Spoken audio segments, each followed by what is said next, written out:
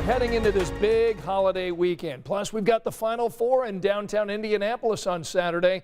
But we cannot forget about the effort to vaccinate Hoosiers. Indianapolis Motor Speedway continues its mass vaccine clinic over the weekend. They're hoping to vaccinate 6,000 people a day at IMS. And just yesterday, the state of Indiana expanded eligibility to everybody 16 and older.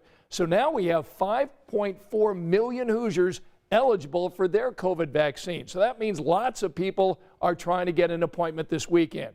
Now, you can scan that QR code that you see there on your screen to get all the info you need to sign up. We'll leave it there as we explore tonight's big story. So we want to begin with this question a lot of Hoosiers have been asking us. What should I get before and after I get my shot to help with the side effects? Whichever COVID vaccine you choose, you could be looking at some side effects in the day or two after getting your shot. A likely sign your immune system is doing what it's supposed to do, preparing your body to fight the coronavirus if exposed. A strong immune response sometimes can get you a little bit of reactions from the vaccination, and that's not inappropriate. The most common side effects reported are some pain and swelling at the injection site and flu-like symptoms like fever, body aches, headache, exhaustion, and chills. If that's what happens after you get the vaccine, the CDC recommends taking over-the-counter pain meds like ibuprofen, aspirin, antihistamines, or Tylenol. But that's after you get the shot and have symptoms, not before. The CDC recommends not taking anything right before you get the vaccine because it could reduce the efficacy of it. These medications are anti-inflammatory, so they prevent inflammation, which is part of the immune responses. So if you use them before, we really don't know what's going to be the effect on this vaccination because there's not enough data to support one way or the other. If you take other medicines regularly, the CDC recommends you keep taking them, even as you get the vaccine. The chances are that the vaccines will be helpful regardless with those medications. So people should not feel deterred one way or the other. And while possible side effects from the COVID vaccine may be uncomfortable, if people really want to be going back to normal and not wearing masks, then this is the route. It's the first day of another mass vaccination clinic here at the Indianapolis Motor Speedway. And despite the line here, they're averaging about 600 shots an hour. Far more than the last time. In fact, plans are to vaccinate 96,000 Hoosiers over the course of 16 days.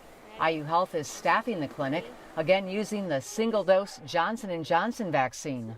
IMS is seen as an ideal site because of its size, experience with large crowds, and ability to provide drive-through vaccinations in places typically off-limits to fans like this guy.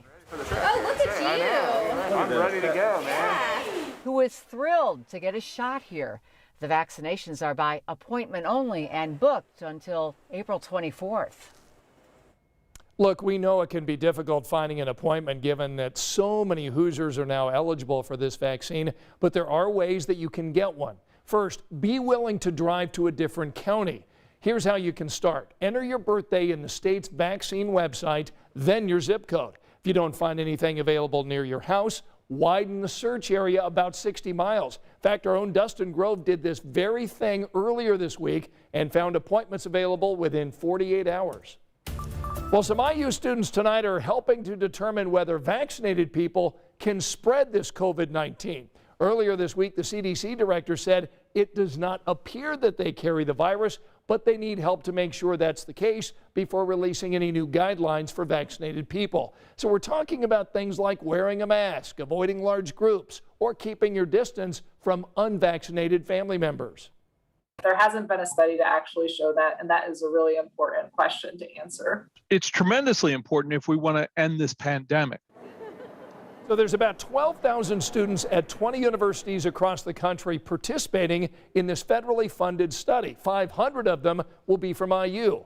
Half will get the doses of the Moderna vaccine. They'll take daily COVID tests. Now, when somebody tests positive, researchers will watch to see if they pass the virus on to those close contacts. Study results are expected by early fall. And that wraps up tonight's big story.